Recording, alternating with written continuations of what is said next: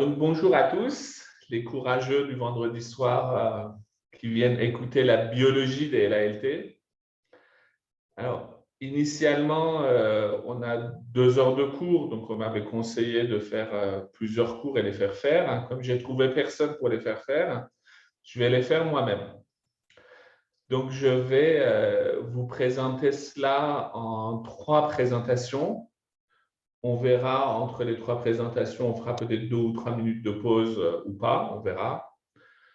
La première partie est celle-ci, c'est pour vous montrer que les leucémies lymphoblastiques sont un modèle de blocage thymique et vous mettre en lumière un petit peu en quoi ça peut être intéressant ou amusant. Une deuxième partie qui est dédiée aux cibles moléculaires qu'on peut identifier potentiellement d'intérêt thérapeutique. Et la troisième partie, c'est le projet ALTarget et en quoi on peut partir de modèles précliniques pour de la vraie thérapie ciblée individualisée. Donc, si vous êtes d'accord, on va démarrer avec cette première partie de cours qui est là pour illustrer le fait que les LALT sont un modèle pertinent de blocage thymique. Alors, qu'est-ce que c'est la LALT? Évidemment, vous le savez mieux que moi. Et tous les mots qui sont là comptent. C'est une prolifération maligne. Maligne parce que ça ne répond plus au mécanisme d'homéostasie tissulaire. Clonale ou oligoclonale parce que les probabilités de voir l'accumulation d'événements oncogéniques pour aboutir à une prolifération maligne est très, très faible. Donc, ça concerne un clone cellulaire ou à la rigueur de manière oligoclonale, qui sont développés évidemment à partir de précurseurs lymphoïdes. Et l'autre particularité qui est propre aux leucémies aiguës, c'est le blocage du processus de maturation. Donc, ces précurseurs se retrouvent dans l'impossibilité de poursuivre ce processus de maturation. Alors, si on regarde le développement lymphoïde précoce, évidemment, je ne vais pas entrer dans le détail de ce qui est dans la moelle osseuse. Vous voyez qu'à partir d'une cellule souche hématopoïétique, on va former des cellules lymphoïdes B ou NK, mais que la maturation T se fait dans un organe dédié qui est le thymus chez les mammifères. J'ai l'habitude pour dire que les lymphocytes B se développent avec la canédulaire, alors que le thymus est une espèce de clubhouse pour les lymphocytes T, pour qu'ils subissent une éducation ad hoc. Éducation ad hoc qui est évidemment nécessaire à leur fonction immune extrêmement précise et importante plus tard. Alors, comment se fait cette maturation thymique, cette ontogénité? Là aussi, je ne vais pas entrer dans les détails, mais je vais prendre 5-10 minutes pour bien vous le mettre en place. Et vous allez voir que ce n'est pas si compliqué que ça. À l'entrée du thymus, on identifie des cellules extrêmement immatures, que sont soit des ETP, soit des protés, RLT précurseurs ou protés.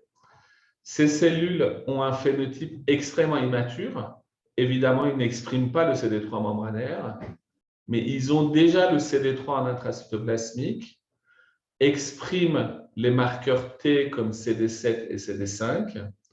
Et comme vous pouvez le voir, ils peuvent co-exprimer des marqueurs myéloïdes, le récepteur ALIL3, partiellement le CD117, le CD13, et l'expression du CD5 est extrêmement faible par rapport aux lymphocytes T.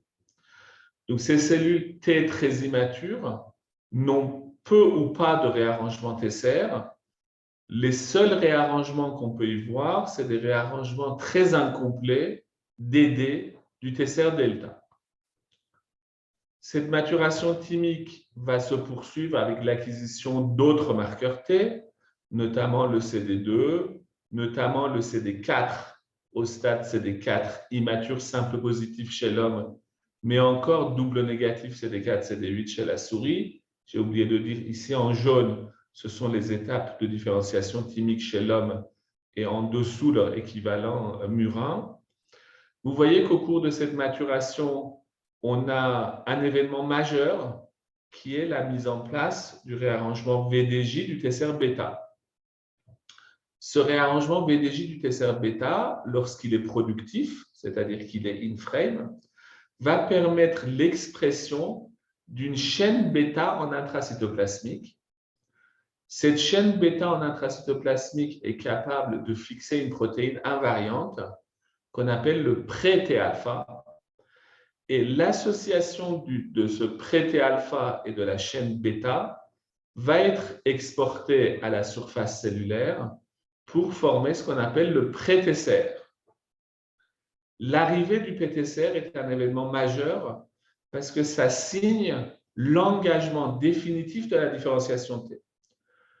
Ici, au stade proté, ETP, proté et pré-T, les précurseurs ont encore un potentiel de différenciation, non seulement vers des cellules NK, dendritiques, certaines fois des lymphocytes B, mais sont capables aussi de générer des cellules myélomonocytaires. L'arrivée du pré-TCR au stade immature simple positif chez l'homme et au stade DN3, c'est l'engagement définitif, le commitment définitif dans la différenciation T et s'accompagne d'un phénomène majeur qui est la bêta-sélection. La bêta-sélection va permettre, et en fait, ça correspond au processus qui permet l'amplification clonale des cellules qui expriment un pré-TCR fonctionnel. C'est-à-dire que ce pré-TCR a été capable d'induire une signalisation et que cette signalisation est traduite par la cellule comme un signal de prolifération majeure. Les cellules basculent alors au stade double positif CD4, CD8, à la fois chez l'homme et chez la souris, et prolifèrent.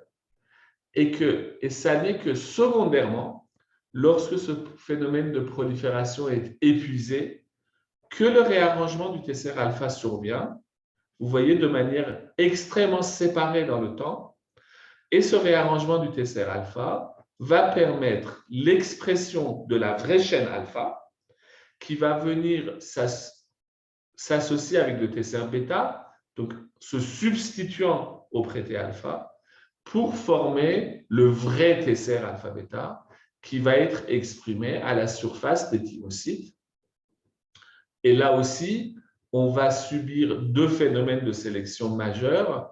La sélection positive, qui va permettre de sauver, c'est un signal de survie, de sauver les thymocytes qui ont un TCR fonctionnel, et surtout la sélection négative, qu'on appelle la délétion clonale, qui est un phénomène massif parce que ça va permettre, ça va éliminer plus de 95% des thymocytes corticaux, et cette sélection négative a pour but d'éliminer les TCR qui sont trop réactifs, qui répondent de manière trop prolongée ou trop forte à la reconnaissance du CMH de soi. Donc, c'est une façon d'éliminer ou d'amoindrir les phénomènes d'auto-reconnaissance de soi et donc d'auto-immunité. Donc, vous voyez, la maturation thymique, finalement, est quelque chose de simple. Vous avez un stade où vous avez des précurseurs non T-restreints, qui se caractérise par des réarrangements du TCR incomplets ou non productifs, puis un stade cortical, et là, physiquement, anatomiquement, on a une migration dans le cortex thymique, donc ici la région corticale du thymus, et le siège de la prolifération de la bêta-sélection. Les cellules à cette étape-là ont la chaîne bêta en intracytoplasmique, un pré-TCR, mais pas encore un vrai hétérodimère TCR alpha-bêta. Et enfin, le stade simple positif, où on remigre dans la médula médulaire, donc là aussi anatomiquement séparé, où le TCR alpha se réarrange pour former le TCR alpha-bêta, et donc la troisième catégorie de thymus, les thymus les plus matures qui expriment le CD3 à leur surface. Eh bien, ce qui est remarquable, c'est que les LALT reproduisent individuellement exactement ce schéma de maturation. C'est-à-dire qu'on trouve des LALT qui sont immatures, SCD3- TCR alpha-bêta, pardon, TCR bêta en intraneg, des LALT qui ont un génotype cortical, donc avec un TCR bêta en intracytoplasmique, mais pas un TCR de surface, et enfin les TCR pause. Ce qui veut dire, et là je veux bien que vous compreniez ça, c'est que malgré tous les événements oncogéniques, multiples et variés, que je vais vous décrire, cette mécanique de progression thymique et mise en place des réarrangements du TCR n'est jamais abolie. C'est-à-dire que vous n'allez jamais trouver une LALT qui est un TCR alpha-bêta de surface, mais qui n'ait pas réarrangé le TCR gamma. Vous n'allez jamais trouver une LALT corticale qui soit au stade C TCR bêta+, sans que les réarrangements de delta soient réalisés. La mécanique, l'ontogénie de la mise en place des TCR est strictement préservée, respectée, malgré les événements oncogéniques qui sont accumulés. Ce qui veut dire que la fidélité, entre guillemets, de la leucémie à titre individuel aux cellules d'origine dans laquelle l'événement oncogénique a provoqué l'immortalisation est absolument nécessaire à la survie de la cellule, qu'elle ne peut pas bypasser ça. Elle a besoin de rester fidèle à sa cellule d'origine. Et ça, c'est un des exemples les plus rares en cancérologie où on observe ça. Et la finalité de ça est probablement le fait que les mécanismes de régulation, les mécanismes de sélection darwinienne qui ont amené la thymopoïèse là où elle en est chez les mammifères est tellement puissante qu'elle ne peut pas être hijackée, elle ne peut pas être dépassée par les événements oncogéniques, aussi puissants soient-ils. Donc, du coup, les LALT, on reconnaît ces trois catégories. Les LALT immatures, alors suivant les publications, je vous ai mis des exemples ici du cancer-cell de Ferrando qui était basé sur le transcriptome, de celui de Jean Soulier en 2005 qui était dans Blood, idem sur le transcriptome, et puis les travaux que nous avons présentés basés sur la mécanique des réarrangements de TCR. On va avoir des LALT immatures, qu'on peut appeler ETP-ALL ou double négatif, des LALT corticales ou pré-alpha-bêta, qu'on appelle aussi OX, parce que c'est les oncogènes OX qui sont prédominantes, et je vais détailler ça. Et enfin, les formes positives, late corticales, TCR positif, avec l'oncogène majeur qui est TAT. Alors, si on reprend avec un peu plus de recul, finalement, l'oncogenèse des LALT, comme n'importe quelle oncogenèse, ce que je dis là est extrêmement banal. Vous voyez, vous avez une cellule d'origine qui va subir des événements oncogéniques. Certaines vont être passagères, d'autres vont être délétères et d'autres vont être causatives et vont permettre, avec l'accumulation d'autres événements, d'arriver au stade tumoral que vous observez chez vos patients. Très schématiquement, dans les LALT, on peut observer deux types d'oncogènes. Les oncogènes de type A ou de type 1, qui sont étroitement corrélés à un stade de maturation. Donc, ce sont des événements oncogéniques qui sont fondatrices, qui ont figé la cellule au stade où l'oncogenèse s'est exercée. Et évidemment, elles sont mutuellement exclusives parce qu'un même oncogène va donner un seul stade défini. Et donc, si je reproduis ce schéma de maturation thymique que vous avez vu, les réarrangements du TCR avec les trois stades thymiques que je vous ai décrits, vous voyez que dans les immatures, on voit essentiellement des anomalies de type transcription, MLL, CALMA-F10, etc. Que dans les formes pré-alpha-bêta, on voit essentiellement des oncogènes à homéodomaine orphelin, TLX1 et TLX3. et que dans les formes matures, on voit essentiellement l'oncogène bloqueur de maturation au stade tardif, qui est le TAL1. Alors, quand on regarde ça, on peut quand même s'interroger en se disant, oui, mais pré-alpha-bêta, par exemple, pourquoi TLX1 et TLX3 sont étroitement corrélés à ce stade d'arrêt de maturation? Quelle en est la mécanique moléculaire causale? Eh bien, il y a des gens qui se posent ce genre de questions, dont moi. Donc, on s'est dit, c'est quand même bizarre. Dans toutes les publications, on va voir ce stade early cortical qui est lié à la dérégulation des gènes à homéodomaine orphelin de type TLX. Qu'est-ce qui se passe? Alors, vous voyez ici, d'un point de vue ontogénique, TLX1 et TLX3 font partie de la grande famille des NKL, qui sont un sous-classe des gènes OX. Et ils sont orphelins, ça veut dire qu'ils ne font pas partie, comme les OXA et les OXP, de clusters de différenciation dans l'hématopoïèse. Alors, ces deux oncogènes qui ont plus de 95% d'homologie, le TLX1 est situé sur le chromosome 10. Il est essentiellement dérégulé par des translocations avec le TCR, alpha, bêta ou bêta, alpha, delta ou TCR bêta. Ce n'est pas exprimé dans la thymopoïèse, donc ce n'est pas un oncogène qui est habituellement exprimé dans la thymopoïèse, donc sa dérégulation est totalement ectopique.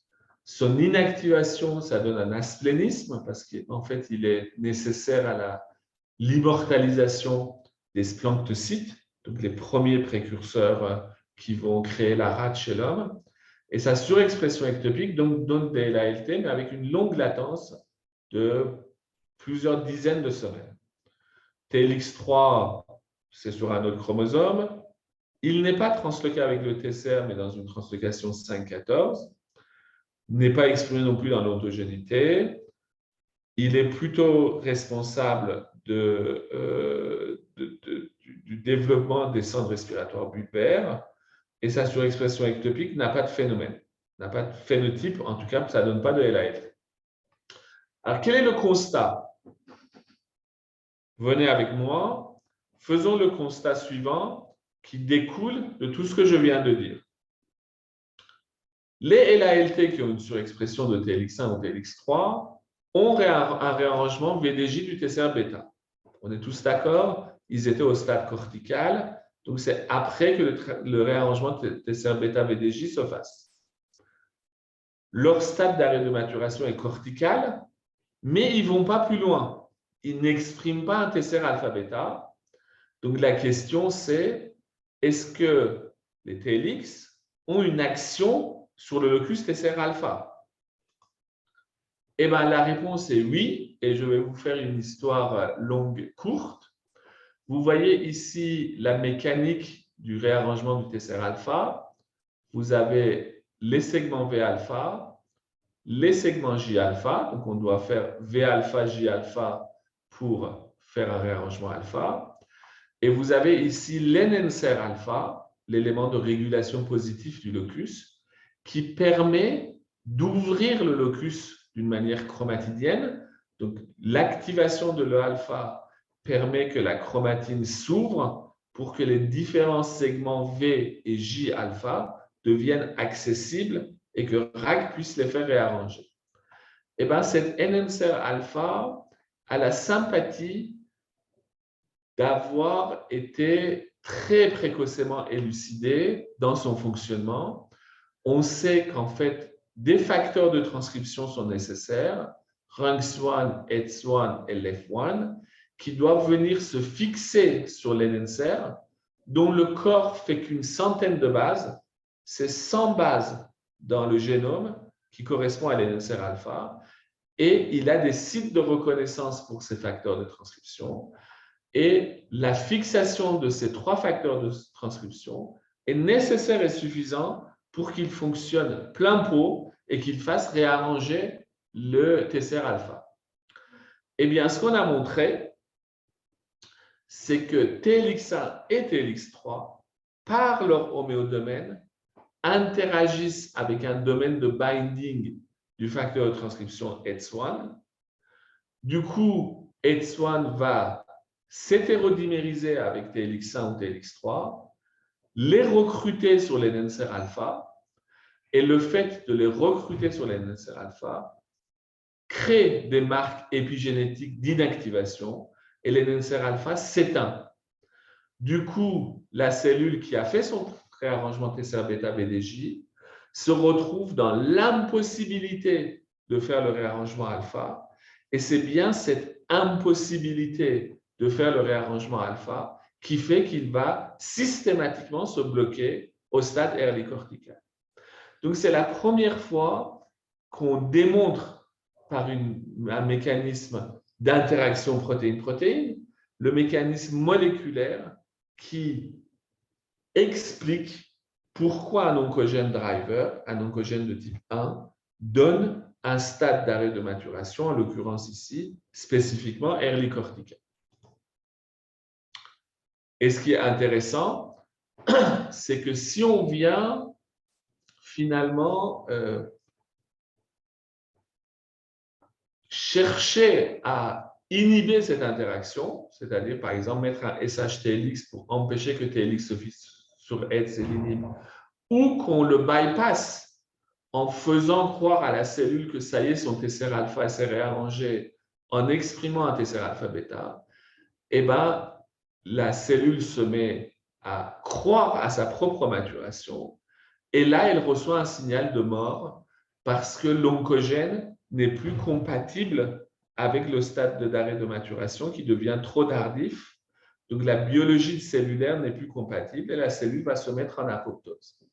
Ce qui fait que, pour la première fois, on imagine que ce type d'approche puisse aboutir à des expérimentations de type différenciation, ce qui n'était absolument pas envisageable dans des modèles lymphoïdes, contrairement à du myéloïde où vous savez que ce soit le modèle acide rétinoïque ou la dépakine, on peut induire des maturations de cellules myéloïdes. C'est un premier exemple où ceci devient envisageable dans un modèle lymphoïde, en l'occurrence la LALT corticale.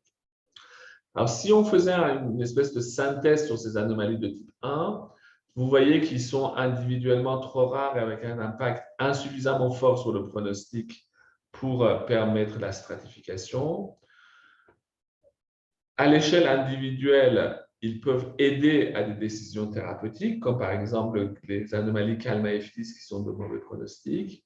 Et ce sont surtout possiblement, dans le futur, des outils de diff-thérapie si pour chacun d'entre eux, on arrive à identifier le mécanisme moléculaire qui est à l'origine du blocage. Ceci va un peu plus loin. On pourrait même essayer de manière extrinsèque de chercher à faire croire à la cellule qu'elle a un processus de maturation. C'est un exemple ici qu'on a publié récemment où on montre que si on prend des LALT, cette fois-ci TCR+, donc qui sont thymiques matures, la troisième catégorie, et qu'on vient leur faire croire qu'ils sont en train de subir la sélection négative en activant leur TCR de surface, eh ben, la cellule, malgré les événements oncogéniques, va intégrer cette activation du TCR comme un signal de sélection négative et va se mettre en apoptose. Ici, vous avez une série de souris traitées avec le KT3 d'une tumeur CD3+, et vous voyez qu'on arrive à éradiquer la leucémie. Et ceci nous a permis de proposer la possibilité qu'on puisse exploiter la sélection négative en ciblant le complexe CD3-TCR à la surface des cellules.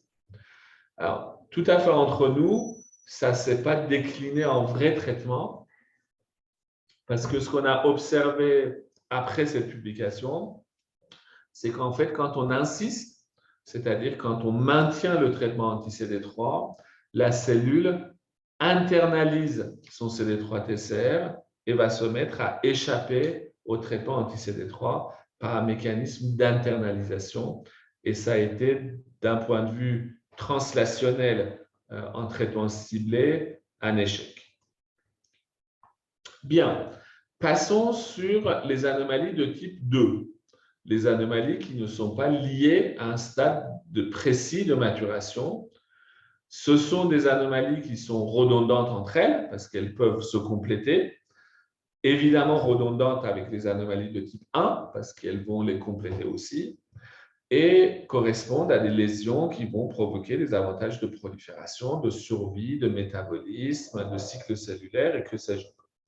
Je mets qu'il y en a plus que 30, il y en a plus que 100, ou il y en a plus que 200. Ça dépend comment on les compte, à quel point on les trouve récurrents. Mais enfin, il y a une forêt d'anomalies de prolifération et de survie dans les LALT. À titre de documentation, je vous ai mis cette table qui était bien faite dans un GCI, dans une revue, où vous voyez, vous avez les différentes anomalies, leur incidence et potentiellement leur impact pronostic. Vous voyez que beaucoup n'ont pas d'impact pronostic et que la fréquence de la majorité d'entre elles est relativement faible, mis à part évidemment l'exemple majeur qui est l'anomalie de la voie Notch, où plus de 2 tiers des LALT ont des anomalies de la voie Notch, que ce soit Notch 1 ou FBXW7. Alors, quel intérêt en pratique? Et là, plutôt que de vous faire le catalogue de toutes les anomalies de type 2, parce que je pense que vous allez m'en vouloir, je vais vous raconter ma vie. Je vais vous raconter ma vie en trois actes.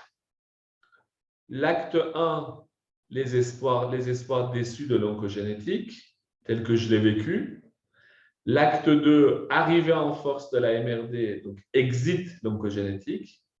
Et acte 3, quelque part, le retour en grâce ou la renaissance de l'oncogénétique que je vous raconte finalement sur mes 25 ou 30 années d'exercice. Alors, quels sont globalement les facteurs qui sont utiles à la prise en charge, à la stratification de nos patients? Évidemment, il y a des anomalies, il y a des spécificités liées au patient lui-même. Son âge, l'existence de comorbidité, son état général, bien sûr.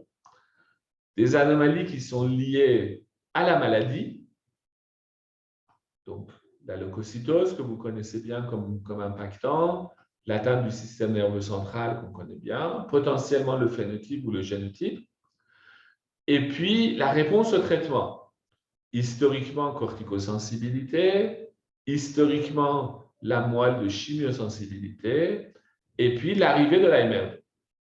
Et là, vous voyez ici, pour le biologiste que je suis, il y a une opposition. Est-ce qu'il est plus intéressant, et c'est ça le drame, la dramaturgie, est-ce qu'il est plus intéressant de s'intéresser à la maladie, à ces anomalies phéno- ou génotypiques qui peuvent impacter la prise en charge, ou finalement on s'en fout? Ce qui est important, c'est est-ce que je réponds bien ou pas à la chimiothérapie. Donc, ce qui compte, c'est la maladie résiduelle. Bien. Alors, le phénotype, pour les LALT, je vais l'exclure assez rapidement parce que même si au début, quand on avait des traitements sous-adaptés pour les LALT, le CTA sortait comme un facteur pronostic ou quelque part les ETP sont sortis comme facteur pronostic, on voit que c'est totalement balayé par les degrés d'intensification thérapeutique qui sont aujourd'hui proposés et le phénotype, mis à part pour l'identification ou diagnostic, n'a pas d'intérêt pronostique, en tout cas de stratification au jour d'aujourd'hui. Bien, c'est effacé. Il reste le génotype. Et du coup, mes espoirs déçus d'il y a 20-25 ans. Pourquoi? Parce qu'à l'époque, on avait en gros, et là, ça ne me rajeunit pas, mais vous aussi, on avait accès que à ça. C'est-à-dire, on avait la cytologie, on voyait bien qu'il y avait un noyau. Les cytogénéticiens arrivaient à voir les chromosomes et les molécularistes commençaient à faire des PCR et des RT-PCR. Avec ces techniques-là, on avait en gros deux types d'anomalies qu'on avait observées. Des anomalies qui étaient des lésions génomiques qui étaient soit des variations de nombre, des délétions, des trisomies, soit des anomalies de forme, de translocation, et ces translocations-là donnaient soit des anomalies qualitatives de type gène de fusion, c'est-à-dire un gène qui n'existe pas à l'état basal, mais qui résulte de la fusion de deux autres gènes, Becerra-Belson par exemple, soit des phénomènes d'amplification, c'est-à-dire qu'on avait un protoncogène qui se mettait sous le contrôle d'un élément de régulation positif d'un autre gène, par exemple un TCR, et qu'on avait la surexpression ectopique de ce protoncogène qui devenait oncogène. Et puis évidemment, comme je vous ai dit, des phénomènes d'amplification, délétion. Eh bien, avec ça, on arrivait à identifier, c'est rigolo, mais essentiellement des anomalies de type 1. C'est-à-dire qu'on avait identifié Siltal comme une délétion interstitielle. On est au début des années 2000. On avait identifié TLX1 et TLX3. On avait identifié KMFT. Vous voyez, donc on avait les anomalies de type 1 des immatures, des corticales et des matures. Donc on connaissait ça, mais aucune anomalie ne se révélait stratifiante. C'est-à-dire qu'on voyait bien que les TLX1 étaient un peu de meilleur pronostic, mais ils représentaient que 15% des malades. Les KMFT, c'était plutôt mauvais, mais ils représentaient que 5 à 10% des malades. Et en gros, la moitié des malades n'avaient aucune anomalie, ce qui faisait que c'était extrêmement difficile, dans un cadre protocolaire, par exemple de traitement de l'ALT, de proposer que l'oncogénétique puisse être utile à la prise en charge du malade et donc d'être analysée. Là-dessus, toujours au début des années 2000, arrivait en force de la MRD qui permet, et là je ne vous apprends rien, de stratifier l'intensification de la chimiothérapie en fonction de la réponse. Si on a une MRD 1 ou 2 neg, c'est qu'on a bien répondu et inutile de intensifier. Je ne vais pas entrer dans un cours sur la MRD, mais vous voyez que déjà au début des années 2000, en 2002, dans le book éducationnel de la SH, donc c'était déjà admis comme étant quelque chose de fort, on voyait bien qu'en fonction de la réponse à la maladie résiduelle, on pouvait identifier des patients de pronostics extrêmement différents, donc susceptibles d'être intensifiés ici pour les malades qui étaient MRD positifs. Comprenez-moi bien, on est au début des années 2000 et on se dit, on n'a qu'à fermer boutique pour les molécularistes et toutes les anomalies oncogénétiques, parce que finalement, les cliniciens ne veulent que la MRD et finalement, la MRD semble solutionner beaucoup de problèmes. Mais revient en grâce quand même l'oncogénétique. Pourquoi? Par une avancée technologique majeure qui n'est pas tant léomique. Évidemment, on s'est mis à faire beaucoup de MIC, transcriptome, RNA-seq plus tard. On arrive à voir la structure chromatidienne avec du DNA chip puis chip sec. Mais surtout, on arrive à séquencer l'ADN dans des débits sur des fragments qui sont sans commune mesure avec ce qu'on faisait 5 ans avant. Pour séquencer 400 paires de bases, à la fin des années 90, c'était une affaire. Il faut bien vous rendre compte de ça. Et tout d'un coup, en 5 ans, à partir de 2005-2010, on arrivait à séquencer des milliers de kilobases avec un coût, certes, mais avec une facilité totalement à la portée de la main. Donc, le séquençage, évidemment, comme c'était cher, c'est essentiellement les riches qui ont commencé à publier, donc nos amis américains. Vous voyez, ici, pour moi, c'est un papier majeur, totalement fondateur de la nouvelle ère de l'oncogénétique, qu'a publié Charles Mulligan comme premier auteur dans Nature en 2007. où il décrit les anomalies de PAX5 et d'Icaros dans les LALB. Et surtout, il arrive à identifier, en plus des anomalies de structure qu'on connaissait, tout un tas d'anomalies mutationnelles récentes et de manière intéressante, identifier pour chacune d'entre elles des groupes de mutations qui vont soit atteindre des facteurs de transcription impliqués dans la feuille de développement, soit des mutations qui sont dans la prolifération survie, en tout cas des pathways mutationnels qui a complètement changé la vision de l'utilisation de l'oncogénétique pour la caractérisation des LAL. Ici, c'est l'exemple des LALB et des T, et vous voyez que très rapidement, on a pu se dire, bon, bah voilà, maintenant, Notch, on peut le séquencer, on peut séquencer la voie PI3 kinase AKT, on peut séquencer la voie RAS, on y va et regardons si ça a un impact pour les patients. Alors, je vais vous illustrer surtout notre classifier, qui est quand même une belle réussite de l'école française. Vous avez ici le gène Notch1, qui est un récepteur transmembranaire, vous voyez, qui a un domaine d'hétérodimérisation, un domaine de transactivation, donc c'est son domaine d'activité, et puis un domaine PEST, qui est un domaine de régulation négative. Comment ça marche? C'est un récepteur transmembranaire qui a besoin de son ligand par une interaction cellule-cellule. Donc, quand l'interaction se fait, le récepteur va subir un double clivage protéolytique, un premier clivage ici par les métalloprotéases, un deuxième clivage ici par des gamma-sécrétases. Et là, le récepteur devient facteur de transcription. Il devient le NIC, le intracellulaire Notch1. Il va migrer dans le noyau, se fixer à un complexe qui contient essentiellement CSL et MAML1 et devient un facteur de transcription qui va activer les gènes dits de la voie Notch. Sa régulation négative se fait par ubiquitination. Vous avez un E3 ligase qui s'appelle FBW7 ou FBXW7.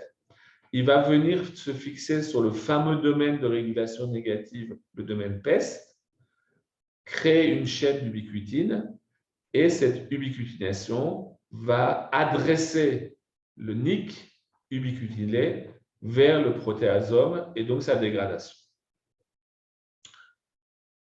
Donc, on identifie les mutations de Notch dans près de 50% des cas dans ce papier de Science. Vous voyez des mutations qui sont dans le domaine de transactivation ou dans le domaine de PEST, pardon, dans le domaine HT ou dans le domaine de PEST. Qu'est-ce qui se passe? Si vous avez une mutation de domaine HD, eh bien, le récepteur devient indépendant de son ligand. Donc, vous avez la mutation va substituer le premier clivage et donc, du coup, de manière constitutive, le NIC va être produit et donc on aura un surdosage de NIC et donc une activation constitutive. À l'inverse, quand on a des mutations de PEST, c'est généralement des mutations stop. Vous voyez, le domaine PEST n'est plus là. L'activation est ligand dépendant, mais une fois que le NIC est formé, il ne peut pas être ubiquitiné parce qu'il n'y a pas le domaine PEST et donc ça correspond aussi à une activation constitutive. Plus tard, on a vu aussi qu'on pouvait avoir des mutations de FBXW7 qui vont avoir une perte de fonction de la fonction E3 ligase et donc ça revient strictement à la même chose que d'avoir une mutation de PEST. D'ailleurs, si vous regardez un peu dans le détail, un même malade n'a jamais une mutation de PEST et de FBXW7 parce que biologiquement, ce n'est pas supplétif. Voilà les mutations de FBXW7. Alors, qu'est-ce qu'on a fait? Dans un premier temps, on avait regardé dans un papier qui ciblait essentiellement des patients du LALA pour voir que les notches mutés allaient mieux que les notches non mutés. Quand on rajoute Notch et FPX, quand on rajoute Notch et FPX ça s'améliore. Et surtout, dans les travaux ultérieurs, quand on s'est intéressé essentiellement à des patients modernes du Graal, vous voyez qu'il y a une différence majeure entre les patients qui sont Notch mutés ici et les patients Notch GL avec un impact en termes de FS et de survie extrêmement majeur. Ceci dit, on s'est rendu compte ici, vous voyez que vous avez pas mal de patients qui sont Notch mutés et qui reconnaissent des événements précoces de rechute, un peu avec la même pente que les Notch GL. Du coup, on s'est dit, est-ce qu'on ne pourrait pas les prédire? Ça s'est vraiment passé comme ça. Et pour cela, on a pris la voie Notch en se disant, voilà comment ça marche. C'est extrêmement complexe. Mais en gros, vous voyez que dans la voie Notch, vous avez à la fois la voie RAS et la voie PI3 kinase AKT qui sont supplétifs. Donc, on s'est dit, OK, est-ce que les anomalies de PTEN ou de RAS ne peuvent pas être supplétifs et bypasser finalement l'impact favorable de la mutation de Notch? Alors, PTEN est un gène suppresseur de tumeur que vous connaissez bien. C'est un inhibiteur de la voie PI3 kinase, impliqué dans beaucoup de cancers. C'est un des gènes suppresseurs de tumeurs les plus emblématiques, entre guillemets. RAS, c'est des protéines qui ont une activité GTPase, donc extrêmement impliquées dans tout ce qui est prolifération cellulaire, et là aussi dans beaucoup d'hémopathies malignes et dans beaucoup de cancers solides. Donc, c'est vraiment un driver de prolifération cellulaire majeure, que ce soit NRAS ou KRAS. Et du coup, on a regardé leur impact pronostic. Vous voyez que RAS est associé à un mauvais pronostic. Tout ça, c'est des détails pour voir comment on les a analysés, peu importe. PTEN est aussi associé à un mauvais pronostic. Et surtout, comme ces deux voies parallèles, les mutations de RAS et de PTEN sont indépendants, mutuellement exclusifs. Et donc, si on les additionne, c'est un patient RAS ou PTEN, vous voyez qu'on a un impact pronostic extrêmement majeur de l'association de RAS-PTEN-GL versus RAS ou PTEN muté. Et ce qui était remarquable, et c'est ça la belle réussite, c'est que vous voyez ce que je vous avais souligné ici, les rechutes importantes qu'on voyait dans le groupe Notch muté, eh bien, elles sont prédites par RAS ou PTEN. C'est-à-dire qu'on va avoir un groupe de bons pronostics qui sont Notch FPX mutés sans anomalie de RAS-PTEN, et ensuite tous les autres, qu'ils soient soit Notch FPX GL, donc c'est les bleus, soit Notch FPX muté, mais avec une anomalie de RAS ou de PTEN.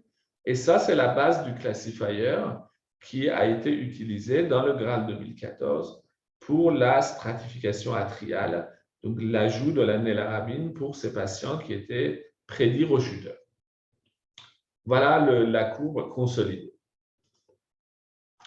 Il y en a encore quelques-unes qui rechutent. Et là, on s'est dit, OK, est-ce que la MRD va les prédire? Et la réponse était oui. Et si on associe la maladie résiduelle et le classifier, on arrive à quelque chose d'encore plus puissant. Alors là, les effectifs sont plus petits parce qu'on n'avait pas assez de maladies résiduelles, mais dans les courbes modernisées, entre guillemets, on a en fait une survie du groupe de bons pronostics supérieure à 80%. On parle des LALT adultes, hein, et comme vous le voyez, un groupe de moins bon risque qui a un EFS autour de 40%. Ceci étant dit, vous voyez ici qu'il y a beaucoup de hauts risques qui ne rechutent pas. Je vais revenir dessus. Donc, on n'arrive pas à vraiment identifier les très mauvais. On arrive à identifier surtout les bons et les moyennement bons. Donc, j'espère que je vous ai convaincu, ne serait-ce que par ce petit exemple de Notch FPX RAS-PTEN, puissant prédicteur de la réponse au traitement, qu'on a assisté à un retour en grâce de l'oncogénétique qui est non seulement complémentaire, mais aussi ajouteur de valeur en termes de prédiction par rapport à la maladie résiduelle. Va se poser la question maintenant de l'intérêt de l'oncogénétique dans de potentielles thérapies ciblées. Fin de la première partie, je veux bien prendre une ou deux questions.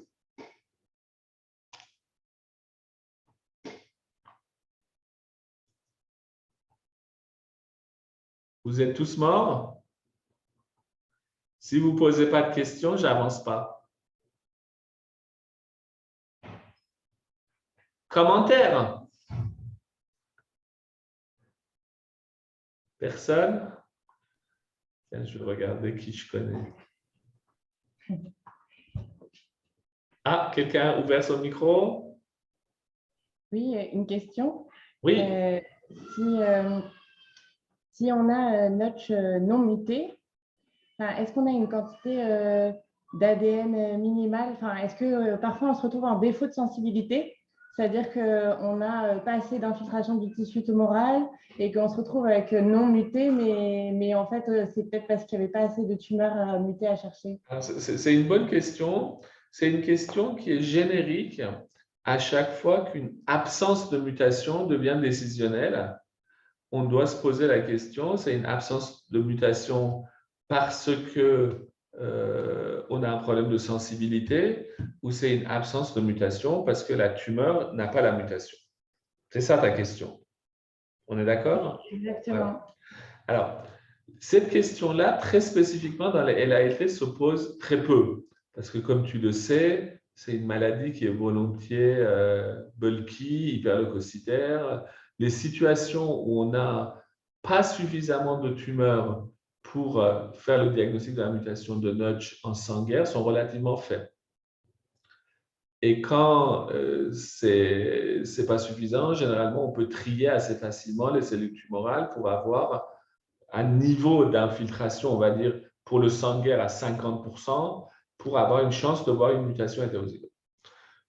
Ce seuil-là a été encore abaissé avec la NGS parce qu'en fait, il suffit d'avoir 10-20% de cellules tumorales pour voir une mutation hétérozygote avec une VAF à 50%.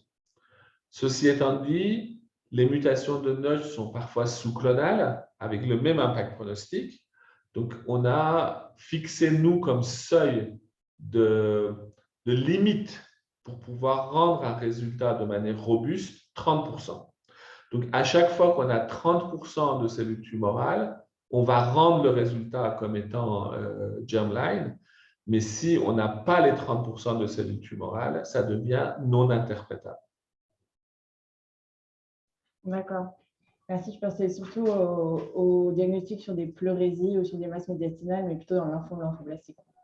Absolument. Donc, il y a des situations, essentiellement dans les lymphomes lymphoblastiques T, où je conclus en disant que je ne peux pas interpréter parce que je n'ai pas suffisamment d'informations sur le niveau d'infiltration tumorale. Alors, ce qui est bien, c'est qu'on fait une MLPA en parallèle, où on cherche des anomalies délétionnelles. Donc, ça, c'est très informatif sur des prélèvements sur lesquels on n'a pas fait de cytométrie, assez informatif quand des délétions existent pour pouvoir les évaluer en termes de pourcentage de cellules tumorales.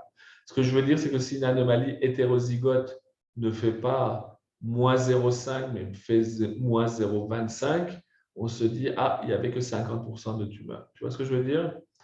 Donc, la MLPA peut aider à cette interprétation-là, mais il faut rester très prudent en absence de mutation quand on n'a pas la possibilité d'évaluer la charge tumorale. Merci. Super. Donc, si vous avez tous tout compris, on va passer… Vous ne voulez pas faire de pause là? Non. Non, allez. On va passer à la partie 2. Les 300 diapos suivantes. Bien. Là, on va entrer dans l'idée de est-ce qu'on peut s'en servir comme cible thérapeutique de ces anomalies de type 2 dont je vous ai parlé. Alors, vous voyez, voici la forêt. Et encore, c'est une partie de la forêt. On voit plus l'écran, pardon. Vous n'avez pas l'écran? Non. Ah, le partage d'écran s'est arrêté. Alors, pourquoi? J'ai mis OK. Qu'est-ce que j'ai fait?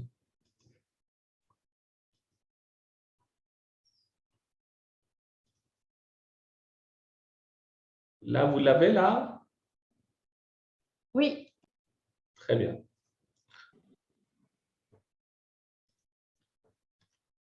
Donc voilà, donc on va parler des cibles thérapeutiques. Donc voici la forêt, l'ensemble des anomalies que j'ai piquées dans je ne sais plus quelle revue, ça, Barata et Hall en 2017, qui sont potentiellement dérégulées dans les LALT. Vous voyez, évidemment, vous avez la voie Notch, FPXW7, la voie ILZ-JAK-STAT, qui est une voie majeure, je vais vous en parler, la voie PI3 kinase AKT, dont on a AKT, et puis mTOR, dont on a parlé, la voie RAS-RAF-MEK, qui est une voie pro-proliférative, la voie TGF-bêta, qui a été pas mal excitant pendant un moment, mais finalement pas trop, la voie TNF, qui est très intéressant, mais je ne vais pas vous en parler. Et voilà. Donc, vous voyez qu'il y a un certain nombre de cibles potentielles, mais finalement, comment choisir dans cette forme? Alors, j'essaie de poser la question de manière un peu simpliste, j'espère pas trop, en le décortiquant de la manière suivante. Pourquoi faire de la thérapie ciblée dans une LALT? Pour qui et comment? Alors, le pourquoi, ça va vite. Hein? Ça, c'est les courbes de survie de LALT adultes et pédiatriques post-rechute. Catastrophe. Y compris chez l'enfant. Hein? Le FRAL 2000, ça donne ça chez l'enfant en post-rechute. Donc, évidemment, les patients en post-rechute ont une prise en charge actuelle qui est loin d'être satisfaisante. Donc, il y a probablement de la place pour la thérapie ciblée. Ceci est vrai aussi en post-allogreffe, parce que vous voyez, le peu de malades qui arrivent à être allogreffés, ils sont minoritaires, n'ont pas non plus un impact, n'ont pas non plus une survie extrêmement satisfaisante. Donc, thérapie ciblée, pourquoi? Pour éventuellement prévenir les rechutes chez les patients de haut risque, si on y arrive, et améliorer l'évolution des rechutes, si on y arrive. Donc, voilà le pourquoi. Le pour qui? Le pour qui, si on réfléchit, ce serait, comme je viens de dire, les patients à haut risque de rechute. On va se dire, on va prévenir la rechute, parce que la rechute, c'est cata. Ou les rechutes à haut risque d'évolution favorable. Alors, cette question-là se pose un petit peu chez l'enfant, parce que certains enfants arrivent quand même à être rattrapés en première rechute.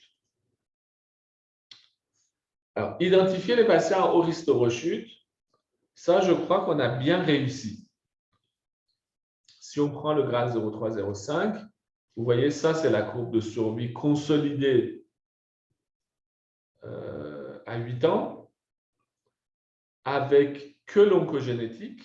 Si on rajoute la MRD, on va un petit peu monter en plus. Non, pardon, c'est l'oncogénétique et MRD. Donc, vous voyez qu'on a 80% de survie avec la chimie au sol. Donc, ce n'est évidemment pas à ceux-là qu'il faut proposer de la thérapie ciblée, mais plutôt à certains de ceux qui sont là-dedans. Je dis certains parce que, comme je vous l'avais dit, là-dedans, il y a des malades qui ne rechutent pas. Donc, il y a de la place pour identifier les vrais hauts risques. Idem chez l'enfant, ce travail qu'on a fait avec les pédiatres, vous voyez qu'on a un tiers de patients avec le même classifier en rajoutant la leucocytose.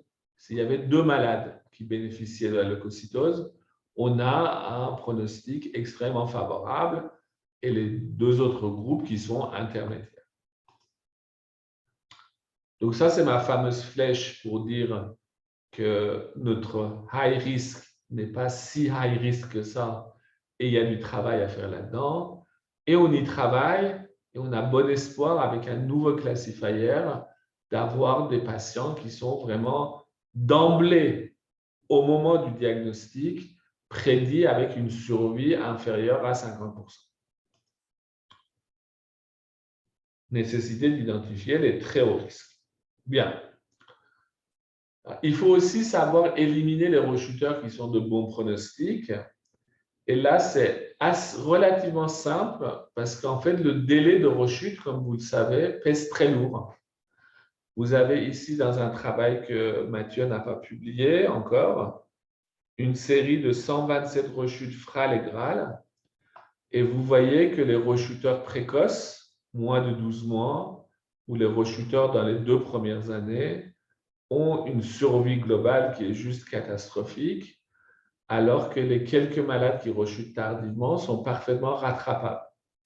Donc évidemment, on va dire rechute précoce, et en réalité, les rechutes précoces sont des malades réfractaires qu'on a cru en rémission. Pour beaucoup, quand on va les regarder de près, ce sont des malades réfractaires qu'on a mis en rémission cytologique avec des MRD fortement positifs. Alors comment? Et c'est ça notre enjeu.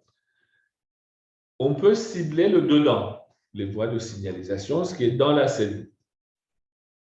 Les voici. Vous voyez qu'on dispose quand même de pas mal d'outils. On peut inhiber la voie JAK-STAT, le Ruxo pour le JAK1, le TOFA pour le JAK3. On a des inhibiteurs de PI3 kinase. On a des inhibiteurs d'AKT. On a des inhibiteurs de la voie mTOR, comme le rapamycine. On a des inhibiteurs de la voie RAS, et ainsi de suite. Mais comment faire? Quelle est notre expérience finalement? Évidemment, la voie Notch aussi. Alors, pour la voie Notch, on a en gros 2 types de solutions. Soit des inhibiteurs de gamma-sécrétase, donc qui vont empêcher la 2e protéolyse et la libération de lycéenne, ou on a la solution d'anticorps bloquants, donc des anticorps qui vont empêcher l'interaction ligand-récepteur de manière à empêcher l'activation constitutive de la voie Notch. Alors tout ça, ça a suscité beaucoup d'essais et beaucoup d'enthousiasme dans les années 2010-2015, mais malheureusement assez flop, parce que soit c'est totalement inefficace, soit c'est associé soit associé à des toxicités majeures, notamment gastro-intestinales. Il y a encore quelques essais ouverts avec des inhibiteurs de Notch qui essayent de taper Notch encore plus bas au niveau de MALM1, de son interaction avec MALM1 par exemple. Mais globalement, aucun résultat vraiment positif, concluant en utilisant la voie Notch, et probablement parce qu'il y a des phénomènes d'échappement. Notch est un événement oncogénique assez tardif, et donc il n'est pas si driver que ça et assez interchangeable.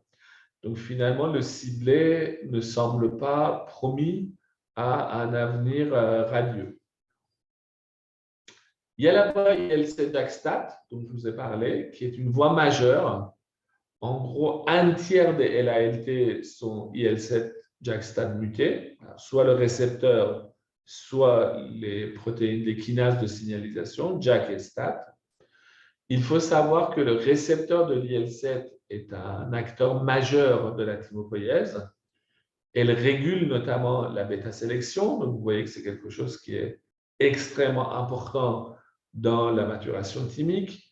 Donc finalement, sa mutation est une gain de fonction d'une voie de signalisation qui est aussi nécessaire à la maturation thymique. Donc c'est assez tentant de se dire qu'on cible à la fois la pathologique, entre guillemets, la mutation, et en même temps l'addiction à la voie de signalisation physiologique. Donc c'est une voie qui est beaucoup testée, où il y a beaucoup de littérature, à la fois sur la description des mutations, comme je vous l'ai dit, plus de 30%, plutôt dans les formes immatures. C'est des mutations évidemment qui sont gain de fonction et qui peuvent toucher l'IL7 récepteur lui-même ou sa signalisation. Vous voyez, en fait, la signalisation de l'IL7 récepteur est assez simple. C'est un hétérodimère qui est formé de la chaîne alpha et de la chaîne gamma. Donc, la chaîne alpha, c'est le CD127. La chaîne gamma est commune à cette famille de cytokines. Et vous voyez que chaque chaîne porte un jack 1 pour IL7 alpha et jack 3 pour la chaîne gamma. Et lorsque l'hétérodimérisation se fait sous l'influence de la cytokine qui se fixe, vous avez une autophosphorylation inter-JAK, on allait dire. Donc, JAK 1 et JAK 3 s'autophosphorylent. Et là, ça déclenche la cascade d'activation STAT et AKT, AKT-mTOR, bien sûr. Et lorsque vous avez une mutation, soit du récepteur, soit de JAK1 ou de JAK3, vous avez une activation constitutive qui n'est plus dépendante de la cytokine. Un peu comme une notch finalement. Alors, c'est une situation cependant complexe parce que la nature des mutations, il y a beaucoup de documentation sur ça, la nature des mutations influence la signalisation. Par exemple, quand vous avez une mutation qui n'est pas dans le domaine kinase de JAK1, qui est assez fréquent, la transduction du signal est essentiellement JAK indépendante. C'est-à-dire que si vous faites une inhibition de JAK3, ça ne marche pas. À l'inverse, et de manière paradoxale, enfin non, pas paradoxale du tout, quand c'est le domaine kinase de JAK3 qui est muté, là, du coup, point besoin de JAK1, c'est le JAK3 qui est driver et que JAK3. Donc, il faut aller inhiber JAK3. Alors, ça, c'est la théorie des papiers. Ce n'est pas ce qu'on observe vraiment quand on regarde ces mutations et qu'on essaie de reproduire ces résultats. Ça a l'air quand même assez complexe et assez variable. Donc, du coup, utiliser un inhibiteur de JAK qui soit à la fois JAK1 et JAK3 comme TOFA, ça paraît pertinent. Ce qu'il faut savoir aussi, c'est qu'il y a une probable synergie possible entre la voie de JAK-STAT et la voie MEK-BCL2. Et donc, du coup, l'association, et ça d'autant plus que c'est dans des LALT immatures, l'association de l'inhibition de la voie JAK-STAT et de la voie pro-apoptotique BCL2, donc venetoclax-TOFA, c'est quelque chose qui fait totalement sens au vu des données de la littérature.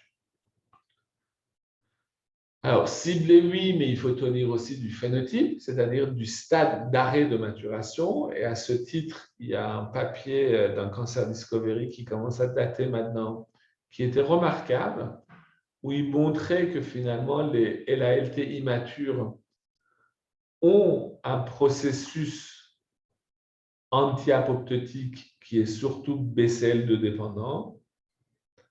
Donc, du coup, venetoclax, ça marche bien dessus. Alors que les LALT qui sont plutôt corticales, plutôt matures, switchent vers l'apoptose BCL-XL. Et là, c'est le navitoclax, l'ABT263, qui est un peu plus efficace. Là, je m'arrête et je vous pose une question vache. Pourquoi les LALT corticales, qui sont en bêta-sélection, switchent de BCL2 à BCL-XL? Est-ce que l'un de vous peut m'expliquer pourquoi c'était attendu au vu de ce que je vous ai dit dans la première cours? Dans le premier cours, pardon.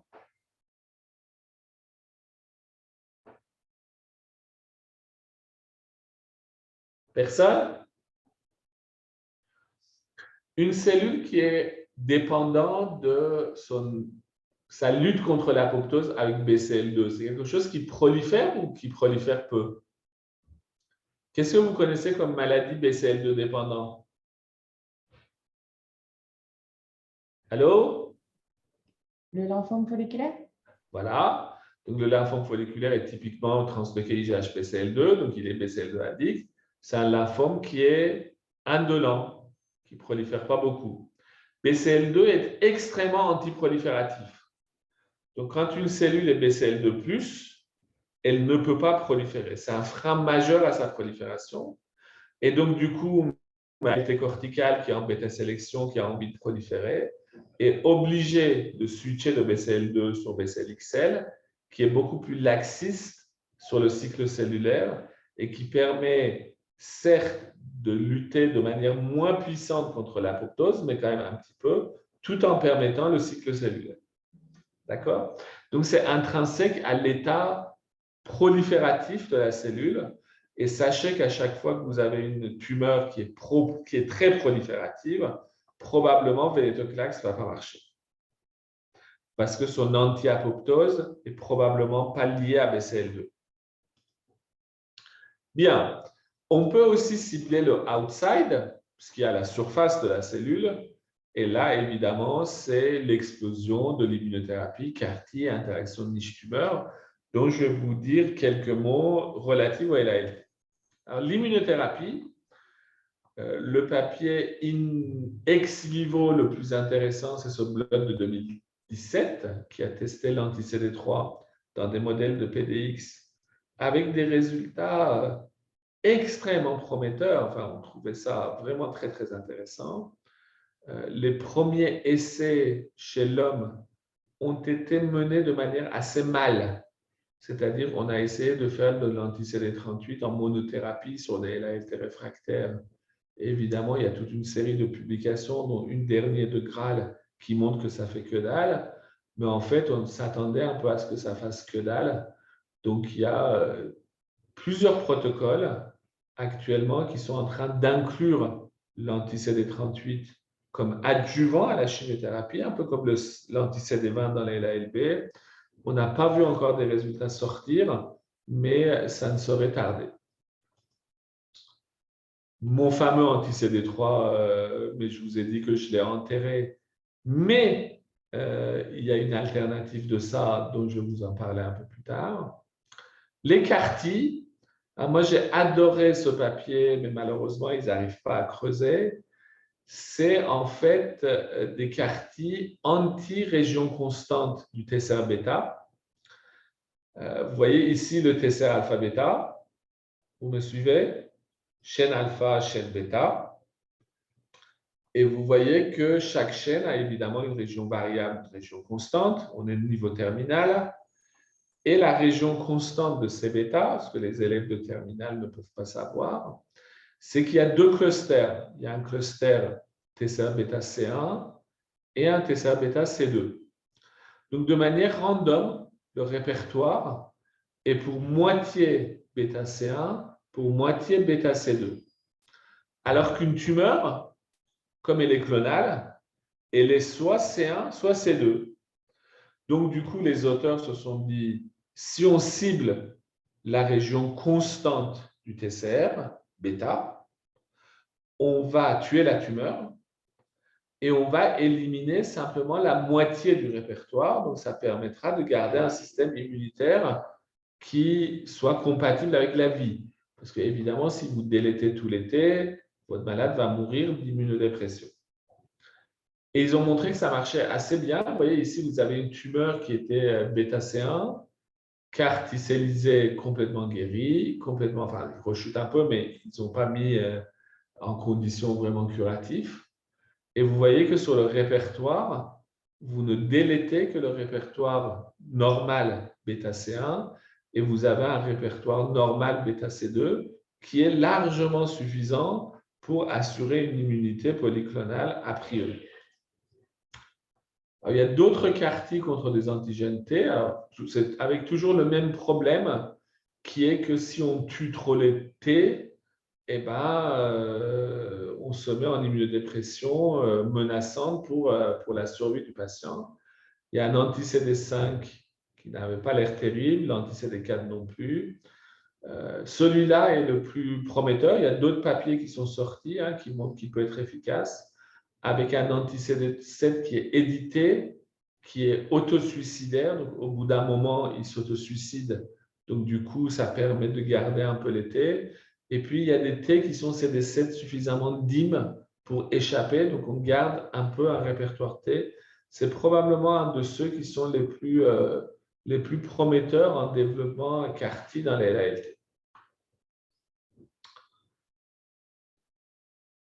Tout ça, c'est dire la même chose. Et puis enfin, ce qui est vachement élégant, mais pour l'instant, on n'a pas vu d'application clinique, c'est d'utiliser les interactions tumeur-niche tumorale. Et ici, un travail très intéressant qui a été doublement rapporté dans Cancer Cell, c'est d'utiliser l'interaction CXCL2, CXCR4. Et en fait, l'idée, c'est en utilisant des agonistes, de détacher les cellules tumorales de la niche médulaire où elles sont protégées pour les rendre accessibles à la chimiothérapie. Et là aussi, comme adjuvant pour essayer de lutter contre les sanctuaires où les cellules sont protégées de la chimiothérapie, me paraît une piste plutôt intéressante. Alors, il est aussi possible de cibler sans a priori, finalement, la mort à nouveau de l'oncogénétique, parce que si on cible sans a priori, on tombe dans la maladie résiduelle, c'est-à-dire on va tester, on va voir en quoi la cellule est sensible. Alors ça, c'est un peu les approches des amis suisses et anglais. Vous voyez ici des modèles où on prend tout un tas de drogues un peu à la tout-va et on teste des cellules et on regarde qui meurt, qui ne meurt pas, en sachant que dans ces tests-là, on met très peu de cellules. La lecture se fait juste en inhibition de cycle. Donc, ce qui montre que ça meurt, en fait, c'est que ça ne prolifère plus. Donc, c'est extrêmement discutable comme résultat. Mais enfin, il y a un papier de Jean-Pierre Bourquin qui est sorti dans Blood qui a un peu amélioré le système en utilisant notamment des cellules de PDX et en regardant la survie cellulaire de manière un peu plus pointue, mais encore pas suffisamment assez à mon goût, parce qu'à nouveau ici, on ne regarde pas vraiment l'apoptose, on regarde juste les cellules vivantes au sens imagerie, ce qui est un peu discutable. Mais enfin, ça permet d'identifier, vous voyez, en fonction des drogues qui sont là et des patients, presque des clusters. Un cluster, par exemple, le cluster F qui est DASA sensible, où on arrive à identifier un petit cluster de LALT ici, qui pourrait, vous voyez, quelques patients qui pourraient être sensibles au dasatinib. Donc, c'est potentiellement une voie qui est prometteuse et reste d'actualité à discuter. Voilà, cible thérapeutique et comment on peut avancer. Je veux bien prendre une ou deux questions.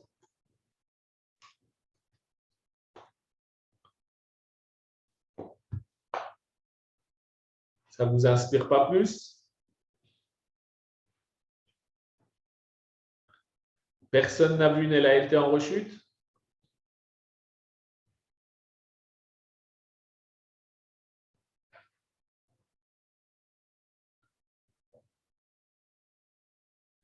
Quelle est votre opinion sur le concept d'une LALT en rechute, le standard care a une survie à moins de 10% à 5 ans? Ça vous inspire? Bon, après, des LALT adultes, vous ne devez pas en voir beaucoup. Zéro commentaire? Non? C'est triste. Vous êtes timide ou endormi? Ah.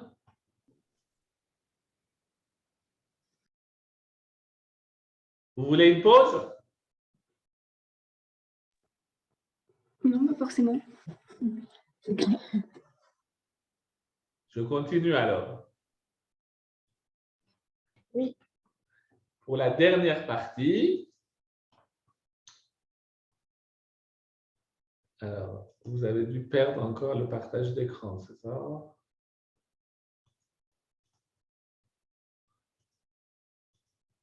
Partage d'écran. Vous le voyez?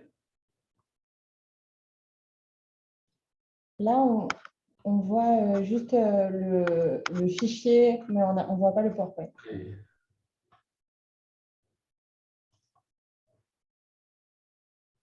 Là, C'est bon. allez, plus qu'une trentaine de diapos, on y est presque. Donc, dans cette dernière partie, je voudrais décliner tout ce qu'on vient de dire en disant, OK, est-ce qu'on peut du coup créer des modèles précliniques et réfléchir à des protocoles de thérapie ciblée pour cette maladie qui, en situation de rechute, va quand même mal. Et donc, c'est un projet qui est mené du côté clinique par Philippe Rousselot et Aurélie à Versailles et par Ludovic et moi, évidemment, à DEC. Bien. Alors, quelle peut être notre stratégie pour améliorer la thérapie ciblée dans les LALT? C'est une phrase un peu bizarre, mais qui veut dire, en gros, comment on peut imaginer procéder. Alors, nous avons une LALT au diagnostic. On va lui faire sa caractérisation oncogénétique. Donc, on a un panel de NGS où il y a une centaine de gènes qui sont réputés pour être potentiellement mutés dans les LALT, dont les 5 gènes qui permettent de faire le classifier, mais probablement une dizaine de gènes qui vont définir le classifier amélioré, celui qui va permettre vraiment d'identifier les very high risk. On aura la maladie résiduelle de ces patients. Et donc, on va faire de la prédiction de rechute. Au jour d'aujourd'hui, si je prends l'ensemble des LALT adultes, 75% des rechutes sont prédites. Comme vous voyez, on a très peu de rechutes non prédites. Ça fait 10 à 15%. Et en fait, ces rechutes non prédites, on arrive presque tous à les prédire avec le nouveau classifier. On arrive à 90-95% de rechutes prédites. Alors, le nouveau classifier, on ne l'a pas encore complètement publié, mais on en a publié des brides que ceux qui suivent la littérature des LALT ont peut-être vu. On a publié il y a 2 ans DNMT3A qui associe un mauvais pronostic, y compris dans les notches FBX mutés. On a publié IDH1, IDH2, idem. Mathieu a publié Icaros, qui de manière remarquable est complètement indépendant de notre chaîne FPX et qui prédit un mauvais pronostic. Et on a 2 autres gènes qui sont en cours d'évaluation. Et donc cet ensemble-là va nous permettre de ramener cette courbe-là bien plus bas et prédire quasiment 90% des rechutes.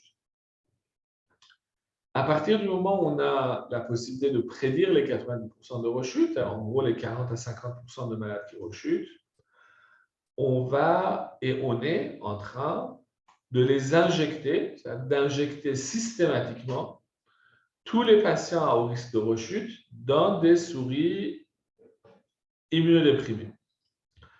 Pour créer le PDX, ce n'est pas automatique, hein, en gros, les 3 quarts on obtient, mais on a un quart d'échec.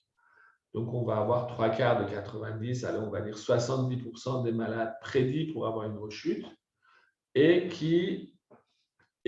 pour qui on va disposer d'un PDX. Donc, vous voyez bien, dans le temps, généralement avant la rechute. Et l'idée, c'est qu'au moment, donc on va avoir ce PDX, on va prendre leurs cellules et on va faire un drug testing ex vivo et in vivo ciblé sur les anomalies génétiques avant ou au moment de la rechute, ce qui nous permet d'avoir une modélisation préclinique. Et lorsque survient la rechute, si elle survient, mais enfin on a 90% de chances pour qu'elle survienne, on peut d'emblée aller RCP essais thérapeutiques, RCP pour éventuellement identifier des essais thérapeutiques chez ces malades. Alors, ceci a été intégré dans l'architecture du projet ALTarget que porte Philippe Rousselot. Vous voyez ici en marron ce que je viens de vous décrire, donc la partie Target laboratoire, oncogénétique, souris PDX, drug testing, comité d'élaboration et en complément de France Génomique.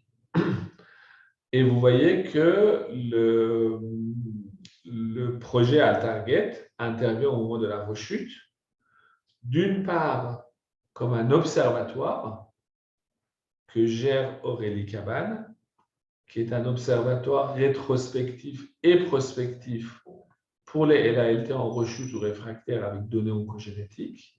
Donc, elle a déjà enregistré plusieurs dossiers et plusieurs centres sont ouverts. Et puis, le projet Target essai pragmatique randomisé qui va, un peu comme un protocole basket, comparer l'impact de la thérapie ciblée versus le standard care. On a quelques difficultés ici parce que l'ARS demande, à juste titre, à préciser les thérapies ciblées qui, au jour d'aujourd'hui, sont probablement trop multiples ou en tout cas pas assez précis pour entrer dans les cadres réglementaires.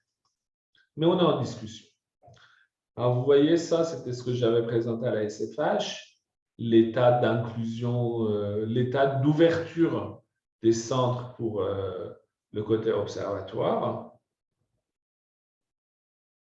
Voilà.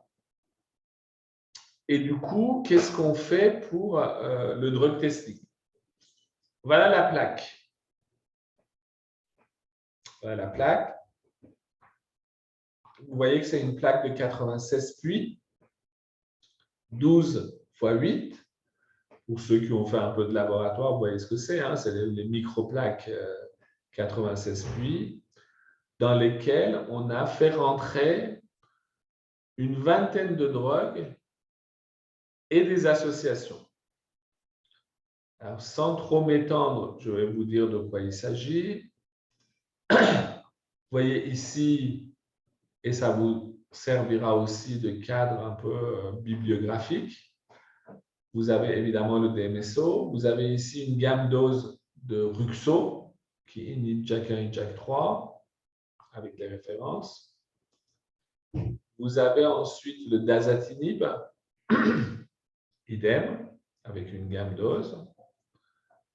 Le venetoclax, seul, avec une gamme dose. La metformine, qui a été rapportée comme étant efficace, notamment chez des patients qui ont des anomalies de Pétaine, une gamme dose. Le Ruxo associé au venetoclax, donc ça c'est presque un équivalent de BH3 profiling. Le navitoclax et le navitoclax associé au venetoclax. Ça, c'est un protocole thérapeutique qui est ouvert pour essayer d'économiser les doses de navitoclax, puisque comme vous le savez, c'est très toxique pour les plaquettes notamment, donc pour tester la synergie.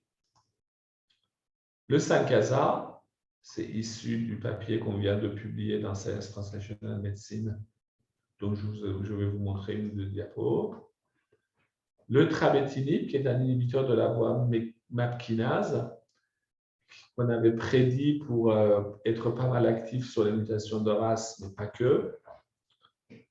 Évidemment, associé à kidrolase et au venetoclax. Un inhibiteur de CDK7 qui est un peu mon chouchou, mais qui ne semble pas marcher tant que ça, mais il est prédit pour interagir avec la régulation des super-NSR et pourrait être utile. Évidemment associé avec kidrolase ou venetoclax. L'association Toricel-Erwiniase, qui est une association très intéressante pour les LALT qui ont une activation PI3 kinase AKT. On a 4 malades qui ont été traités avec succès avec cette association. Il y a un papier qui va bientôt être publié pour le montrer. Je vais vous dire comment ça marche dans quelques instants. L'APR 246, vous savez, c'est la drogue qui cible le P53, mais qui est aussi inducteur de la ferroptose. qui marche pas mal sur les LALT. Ça aussi, pareil, c'est des données qu'on n'a pas publiées encore. La thymoglobuline et le grinapan, qui est une association ATG, donc avec un SMAC mimétique, qui est la base du travail et du brevet de Marie-Émilie, qui marche assez bien aussi. Bortezomib et tout ce qui est inhibiteur de protéasome, parce que là aussi, c'est un protocole qui est ouvert et qui semble prédire la sensibilité de certaines LALT à cela. Et évidemment, l'inhibition du cycle avec ribo, dexa et venetoclax, notamment parce que beaucoup de LALT ont des anomalies de cycle. Il y en a que j'ai sauté, hein, comme idarubicine, c'est là pour tester quelques associations que j'ai sautées parce que c'était sinon trop lourd. Alors pour vous illustrer un peu les quelques exemples qu'on a déjà publiés, ici sur l'exemple de 5-ASA tout seul, on a profité du fait qu'on avait le profil de méthylation des LALT pour identifier des sous-groupes qu'on a appelés C3, C4, C5, qui sont en fait les LALT hyperméthylés, qui, comme vous voyez, répondent très bien au 5-ASA, contrairement aux hypométhylés qui répondent moins bien. Et on a des données qui sont ongoing pour montrer que l'ajout de venetoclax est très utile. On a plusieurs malades qui ont été traités par l'association 5-ASA-venetoclax et on est en train de les grouper pour essayer de faire un report clinique après le papier biologique. Ça, c'est un peu mon chouchou, c'est l'association Erwiniase-Toricel. Il faut bien le comprendre, c'est que la cellule, parfois par ses choix, c'est-à-dire choisir de faire la glycolyse et être très dépendant de la glutamine, se met en situation de danger et on peut intervenir. Et en gros, ceci est très vrai quand la cellule est PI3 kinase AKT drivée, donc par exemple PTNDLT ou avoir des mutations de PI3 kinase C-alpha. Elle est très glycolytique. Donc, elle dépend en masse de l'utilisation de glucose pour la glycolyse et son énergie. Et évidemment, on peut bloquer ça en bloquant la voie mTOR, par exemple avec Toricel. Et ce qu'il faut savoir, c'est que quand la cellule est trop polarisée vers la glycolyse, elle arrête d'utiliser les acides gras et les acides aminés, et sa seule possibilité de backup devient la glutaminylyse. Et là, du coup, si on arrive à bloquer la glutaminylyse en même temps, et là, spécifiquement avec l'erwiniase, parce que c'est la seule ELASPA qui a une activité glutaminylytique. En gros, erwiniase est à 85% ELASPA et à 15% de glutaminylyse. Alors que les autres ELASPA sont 100% ELASPA. Donc, si on arrive avec l'erwiniase ici et qu'on arrête la glutaminylyse, boum, boum, plus d'énergie et les cellules meurent. Et là aussi, on a une série de 4-5 patients totalement réfractaires à la chimiothérapie. Vous voyez ici l'exemple du patient au début, l'exemple du patient à la chimiothérapie, donc qui poussait après la deuxième cure de salvage, qui continue à pousser. Et vous voyez, il a été mis en rémission complète et allogreffée après cette association. Donc, malheureusement, il est décédé post-allo d'un SRAS, d'un syndrome respiratoire, mais enfin guéri a priori de sa leucémie. On a 4 malades, tous les 4 traités de la même manière, tous devenus MRD négatifs après l'association Toricel-erwiniase. Et pour la première fois, on a un enfant qui est sous ce traitement et sa réponse, je touche du bois, ça s'annonce bonne. Je vous avais parlé aussi d'inhibiteurs de la voie, des voies MAP kinase, donc de MEK inhibiteurs, ici Trabetinib avec du venetoclax. Et nous avons actuellement 3 patients qui sont traités avec Trabetinib dont 2 réponses formidables, mais malheureusement, le 3e n'a pas répondu. Ça, c'est les 2 qui avaient marché, mais on a un 3e patient qui est 0 réponse. Voilà, donc le drug testing de AlTarget, c'est plus de 20 molécules testées avec des associations. Il faut savoir que la réponse est assez rapide, en 1 semaine. C'est un test en 72 heures, semi-automatisé sur un système haut débit. Et c'est un test qui est en place maintenant pour les patients réfractaires et ou en rechute.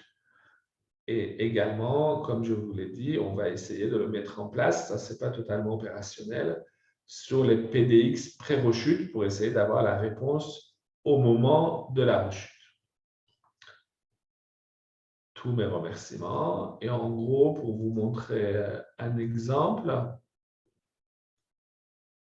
on a un peu de temps.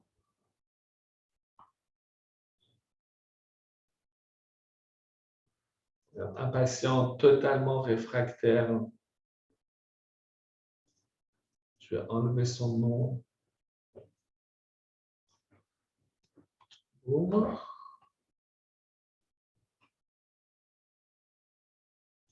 Nouveau partage.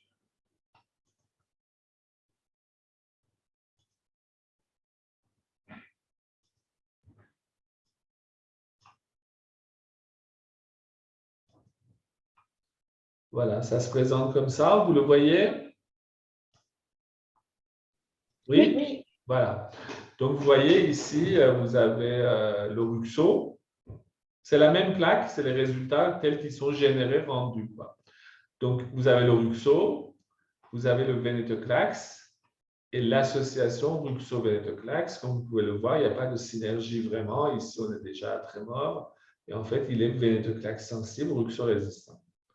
Alors, ce patient, c'est un patient du Graal 2014, 25 ans, totalement réfractaire. Totalement réfractaire, c'est-à-dire chimiothérapie d'induction, de rattrapage du Graal, complètement blastique. Donc, ne vous étonnez pas qu'il soit résistant un peu à tout. Donc, Navitoclax, pareil, il n'est pas sensible. Dasatinib, pas du tout. Un peu sensible au 5-ASA et à l'association surtout, qui semble être pas mal. L'APR 246, bon, c'est sur les doses élevées, donc ce n'est pas très intéressant. Là, on voit bien qu'il est toujours Venetoclax sensible dans les associations. La Timo, ça ne marche pas très bien. Kydrolase résistant. Nélarabine résistant. Vous voyez, la nélarabine, ça ne fait rien, alors que Venetoclax, ça marche bien. Et il était très Trabetinib sensible.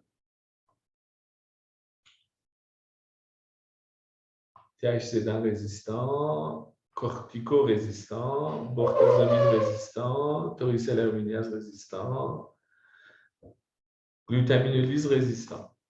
Et c'est lui, notre échec, le 3e patient trametinib. Donc, comme quoi, il y a probablement encore des choses qu'on ne comprend pas bien chez des patients très réfractaires, parce que même en mettant quelque chose qui est prédit pour vraiment les cibler et les détruire, malgré ça, il s'est juste stabilisé, il est traité depuis 1 mois, sans régression hépatosplénomégalie, etc. Donc, vous voyez, on a encore du chemin à faire et il y a probablement des choses qu'on ne sait pas encore bien comprendre.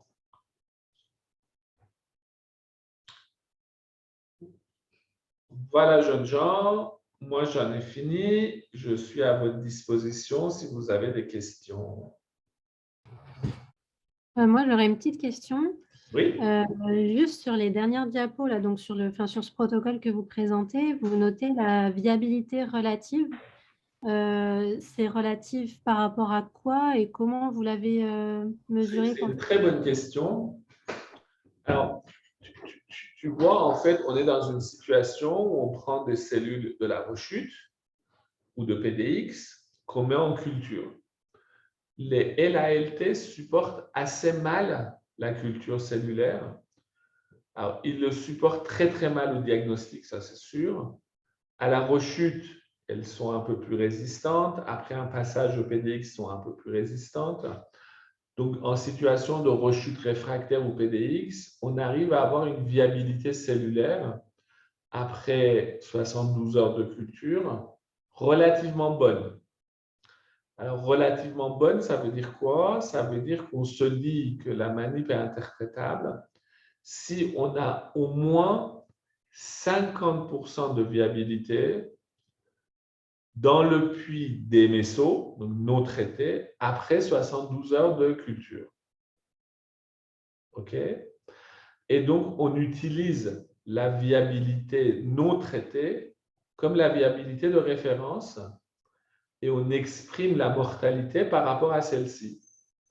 Donc, si dans ton puits Trabetinib, tu as 95% de cellules mortes, ça te fait relativement à 50% une augmentation significative. Alors que si avec les corticoïdes, tu n'as que 55% de mortalité, comme ton DMSO a aussi 50% de mortalité, ce n'est pas significatif. Donc, c'est relatif au puits non traité ou traité avec le placebo. D'accord. Et juste du coup, le DMSO, je croyais que c'était toxique aussi. C'est dilué. C'est dilué. Alors, le DMSO est toxique à partir de 10%. Donc, c'est dilué au même taux, parce que certains médicaments doivent être dilués dans du DMSO à 1 ou 0,1%. Donc, le DMSO est dilué aussi à 1 ou 0,1%, donc ce n'est pas toxique. Ok, d'accord. Merci. Il est à la même concentration que comme diluant dans certains des médicaments. Ok. Merci beaucoup. Et une autre question, quelle est la place des anti-CD38 dans AL Target puisqu'ils n'avaient pas l'air d'être dans la plaque et qu'on a dit qu'ils pouvaient être utiles en combinaison? Alors, c'est une bonne question. De façon générale, tu auras remarqué qu'il n'y a aucune immunothérapie qui est associée non plus. Alors, parce que je pars du constat, peut-être que j'ai tort, hein, je pars de l'idée qu'une immunothérapie avec l'anti-CD3, en dehors d'un contexte où tu interroges en même temps le système immunitaire et les interactions système immunitaire haute cellule tumorale, n'a pas beaucoup de sens. Autrement dit, si je mets du CD138 sur des cellules en culture et qu'elles ne meurent pas, ça ne veut pas dire qu'elles ne mourront pas in vivo avec un système immunitaire compétent et vice-versa. Donc, je considère que la seule façon de répondre à ça de manière pertinente, c'est soit d'avoir un système syngénique, immunitaire, soit le tester chez le malade. Et que la réponse résistance ou sensibilité in vitro ne va pas être trop prédictif. Après, j'ai peut-être tort, hein, mais c'est de ce constat-là qu'on est parti. J'ai l'impression que dans les cellules de myélome, ça a été montré qu'in vitro, il peut y avoir un effet de mort cellulaire directe induit par le CD38, mais effectivement, c'est plus les autres effets qu'on attend in vivo. CD38 sur le myélome, c'est un peu différent parce que tu sais, c'est surexprimé, c'est exprimé de manière très très forte. C'est un autre contexte que la LALT où CD38 finalement est d'expression assez intermédiaire. Tu vois? C'est-à-dire que dans un cas, tu peux imaginer que tu as des phénomènes d'obsonisation, en tout cas d'accumulation d'anticorps parce que tu as une densité antigénique de CD38 est telle que ça devient nuisible à la cellule du myélome. Dans les LALT, tu n'as pas du tout la même densité antigénique, donc je ne suis pas sûr que ça marche de la même manière. À nouveau, j'ai peut-être tort, hein, mais c'est sur ce constat-là qu'on est parti.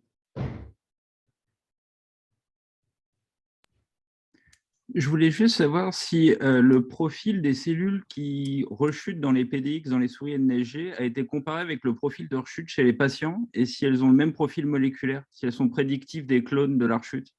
Ça c'est une excellente question aussi. Écoute, ça a été adressé dans un papier de l'équipe de Françoise Frumiot que Emmanuel Clapier signe en premier auteur. C'est un JXMed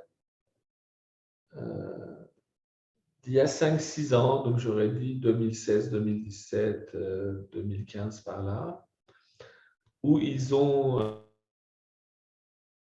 été pour qui ils avaient le diagnostic de la rechute et le PDX, et ils ont comparé le PDX avec la rechute et avec le diagnostic.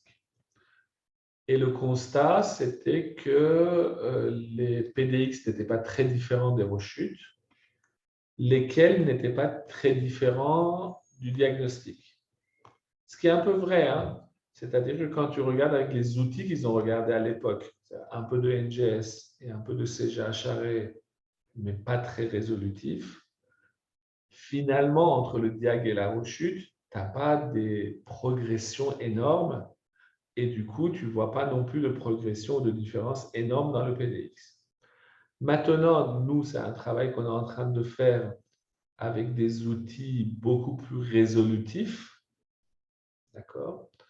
Et là, il semble y avoir quand même comment te dire, des divergences clonales qui sont parfois majeures entre le diagnostic et le PDX. Ça reste très minoritaire. Parfois, ça peut être complètement majeur. Donc, c'est une question qui reste en suspens. Disons que d'un point de vue pratique, statistique, la majorité des PDX ressemblent aux rechutes, mais on n'est pas à l'abri d'évolution ou de divergence clonale majeure. Merci. J'ai 2 ou 3 malades où j'arrive toujours pas à démontrer que ce n'est pas une erreur parce que la tumeur chez la souris aura certainement pris à partir d'un sous-clone qui était très minoritaire au diagnostic et qui avait une capacité de greffe bien supérieure. Donc la tumeur à la sortie est complètement différente de la tumeur initiale et on n'arrive pas à expliquer pourquoi, et c'est déjà arrivé 2 ou 3 fois. Mais c'est arrivé 2 ou 3 fois sur une centaine de PDX.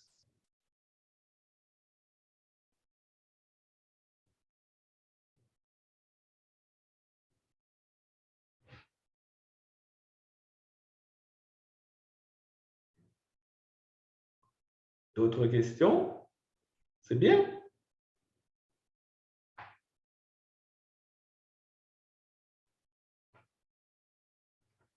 Personne n'a la force pour une autre question? Si, une autre question. Ah. Est-ce que, donc on avait dit tout à l'heure qu'a priori, les LALT corticales étaient plutôt dépendantes de BCL-XL. Est-ce que du coup, en partant du sous-type, on peut se dire, c'est sûr, ce sera résistant au venetoclax in vivo, enfin in vitro, et puis c'est plutôt d'autres inhibiteurs comme le navitoclax qui vont marcher? Est-ce que ça se vérifie ou est-ce qu'on a des surprises? Écoute, je vais te dire que je n'ai pas assez de recul par rapport à ça. Disons que la théorie prédit ça. OK? En pratique, ce qu'on a fait en drug testing, tu vois, il y en a une dizaine qu'on a fait en drug testing jusqu'ici, avec le panel que je vous ai montré. Mais vous comprenez bien que ce n'est pas les LALT tout venant. C'est que des malades pourris, rechuteurs ou réfractaires, ou en énième ligne de chimiothérapie, etc. Donc, dans cette catégorie-là, de malades rechuteurs, réfractaires, etc., qui sont déjà biaisés, hein. On voit beaucoup plus de malades immatures, on voit beaucoup de malades venetoclax sensibles. Donc, ça semble se corréler. Mais pour répondre de manière stricte à ta question, il faudrait presque faire le drug testing en prospective sur une série de LALT tout venant pour en faire la démonstration. Tu vois ce que je veux dire? Alors que là, on a une sélection forcément biaisée où venetoclax paraît là dans nos mains comme quelque chose qui est presque toujours opérationnel. Y compris, pour répondre à ta question, y compris chez un malade cortical, chez qui il n'était pas prédit pour fonctionner, et pourtant le malade est cortical et extrêmement sensible aux bêta-claques. Ok. Et sur certaines attentes, par exemple, si c'est une rechute neuroméningée, est-ce que la sensibilité enfin, la dose efficace qu'on obtient avec le drug testing peut donner un indice si ça a une chance de marcher sur une rechute neuroméningée, ou est-ce que ce n'est pas assez précis pour pouvoir s'en servir? Alors, comme tu sais, je ne suis pas thérapeute, donc totalement incompétent pour répondre à cette question. J'ai aucune compétence dans le domaine, donc je ne vais pas faire le 5 savant. Franchement, je n'en sais rien. C'est les questions, si tu veux, de pharmacodynamique, de ces drogues déjà dans le sang et la moelle ne sont pas toujours claires pour tous. Quel est leur potentiel de passage de la barrière neuroméningée, etc. Je n'en sais rien. Après, si je comprends bien, certains d'entre vous les plus audacieux n'hésitent pas à tout injecter dans le système nerveux central. Donc ça, c'est des questions vraiment qui sont propres aux thérapeutes, qu'il faut discuter avec les gens qui en ont l'expérience ou la connaissance. Merci.